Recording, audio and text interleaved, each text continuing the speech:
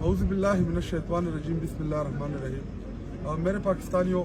جیسا کہ آپ کو پتہ ہے کہ خیبر پختونخوا کی عوام اس ٹائم ان کا رخ جو ہے اسلام آباد کی طرف ہے.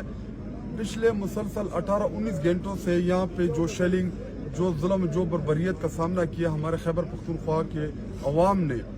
اور انہوں نے جو قربانی دی ہے،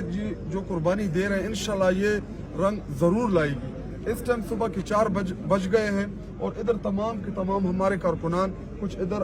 آرام کے لیے آ گئے ہیں اور کچھ وہاں پہ فرنٹ لائن پہ ابھی بھی وہاں پہ شیلنگ